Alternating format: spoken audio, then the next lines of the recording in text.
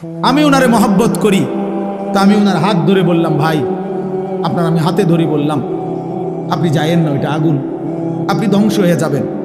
উনি ঝটকা দিয়ে আমার হাত ছাড়াই নিল। এটা সম্ভব? আমি ওনার ঘাড়ে হাত দিলাম, কাঁধে হাত দিলাম, ভাই আল্লাহর দোহাই আপনি যাইয়েন না, ধ্বংস হয়ে যাবেন, ওইটা আগুন। উনি আমার কাঁধের থেকে হাত সরাইয়া ফেলে দিল। এটাও সম্ভব।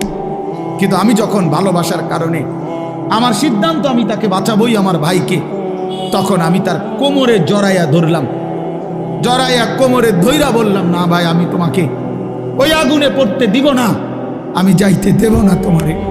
আল্লাহর কসম, নবীজি বলছে, উম্মত আমি আমার এক এক উম্মতকে কোমরে জড়াইয়া ধইরা জাহান্নামের আগুন থেকে বাঁচাইতে চাই। কোমরে জড়াইয়া ধরলে ছুটা বড় কঠিন, কঠিন না?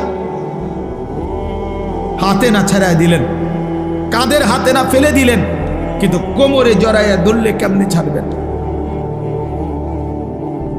তো নবী এটা বলছে, ওয়া আনা আখিযুন বিহুজাজিকুম, আমি তোমাদেরকে কোমরে জড়াইয়া ধরে চাই, তবু আমার উম্মত বেঁচে যাক, আমার এক এক উম্মত বেঁচে যাক।